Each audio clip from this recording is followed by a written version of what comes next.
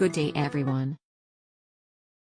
This is Angel, your lady luck. Come again and again to Reasons Now Told, an audio blog by Ray Byenting of Airbase Ugbo Gamefowl Technology. This is brought to you by Warhawk Feeds, the power to win, and also by Advanced Gamefowl Academy.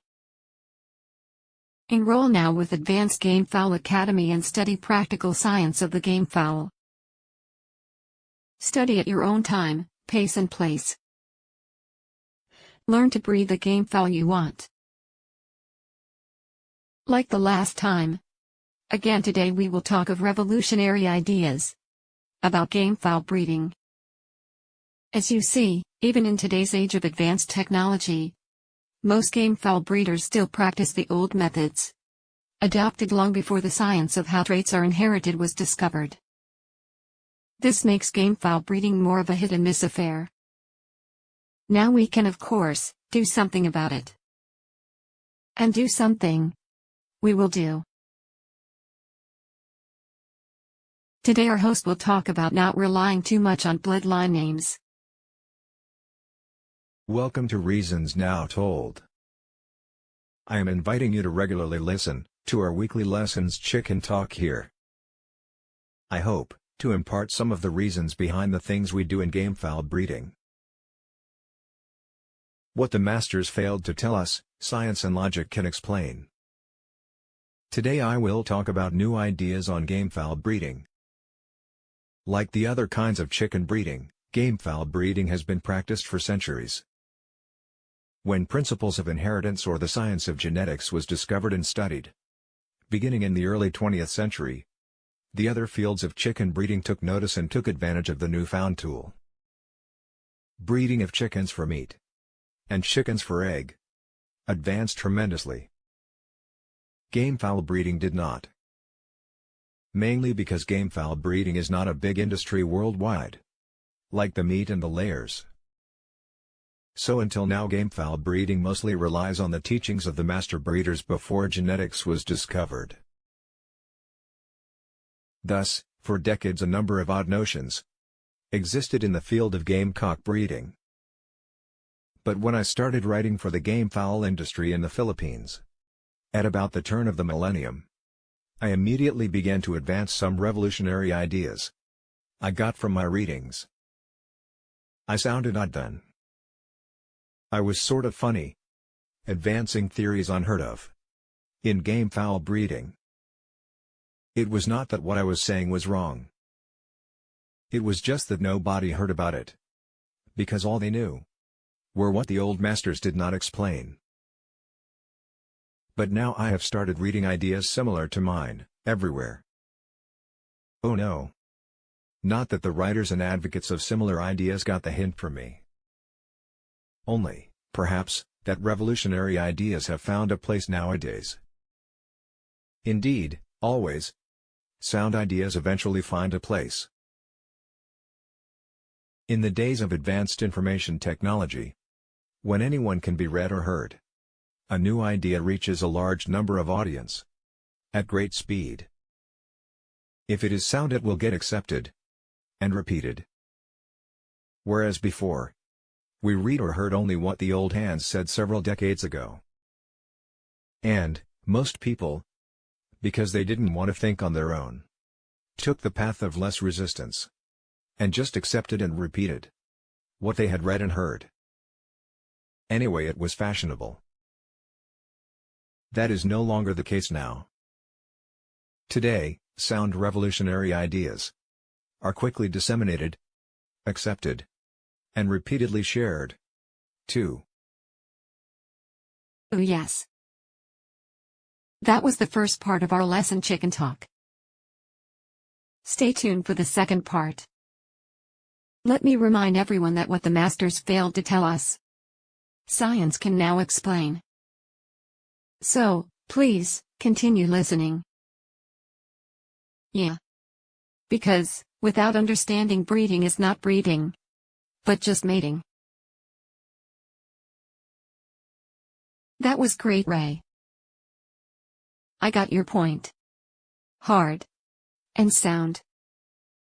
Keep it up and going for round 2. This is brought to you by Warhawk Feeds. The power to win. And also by Advanced Gamefowl Academy. Enroll now with Advanced Gamefowl Academy and study practical science of the gamefowl. Study at your own time, pace, and place. Send message to RBS Premium on FB. Yes, Ray. New ideas are bitter pills. Hard to swallow by most people. It seems most are afraid to try new things. It's not entirely their fault though. Because the old-fashioned advice is not to change what works for you. But they didn't realize that in the gamefowl sport, what works today may not work tomorrow. The world is advancing. New things are being discovered every day. The opposition is getting stronger. Still you will not change your ways? Because they worked last year? But anyway, again here is your host. Thank you, Lady Luck.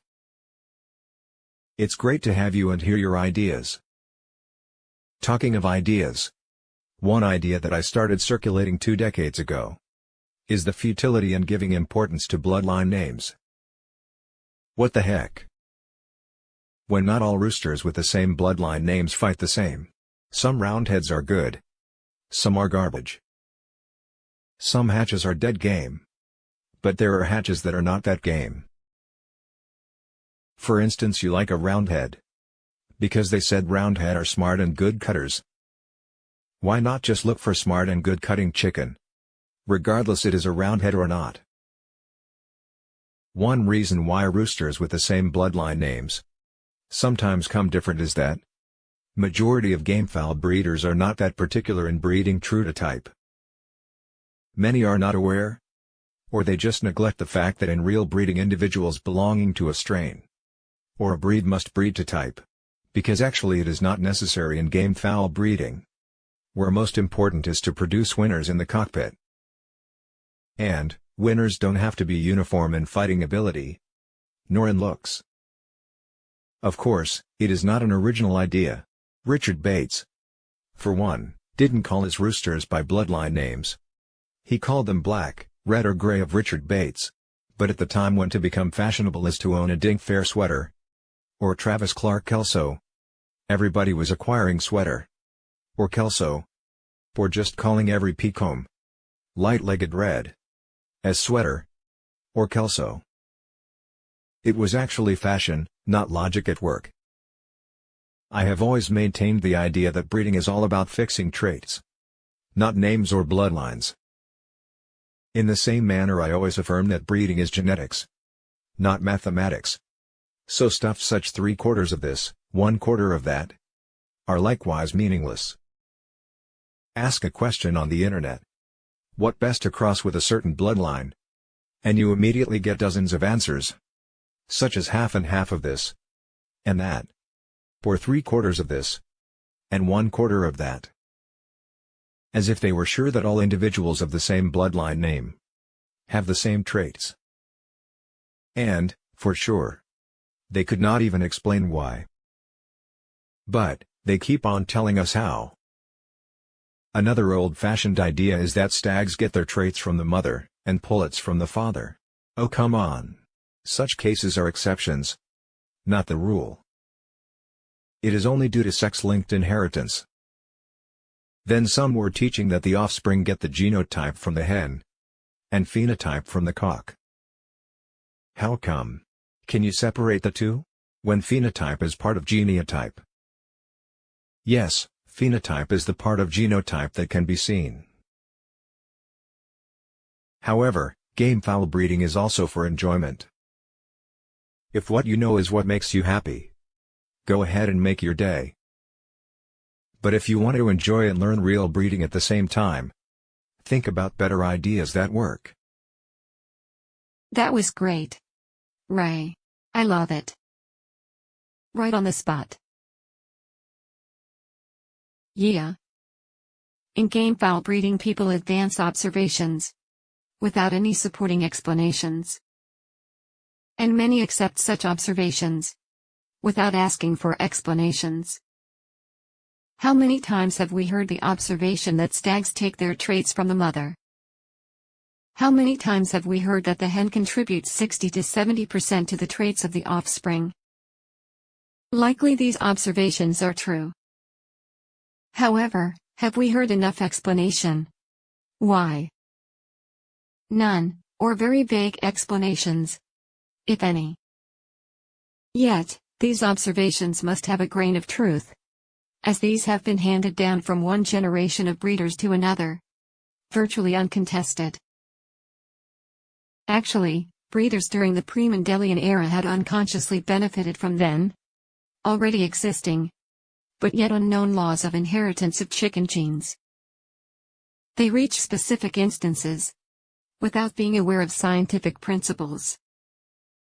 No wonder the master could not tell us then, because they themselves did not know about these principles. Now, armed with the knowledge, we can reverse the process and apply deductive reasoning. We will apply principles of genetics to reach specific instances. To everybody out there, thank you for listening. We hope you learned some useful ideas. For more ideas, lessons and lecture with more details, you may enroll with the online course Practical Science of the Gamefowl. Send message to RBS Premium on FB. Till next time.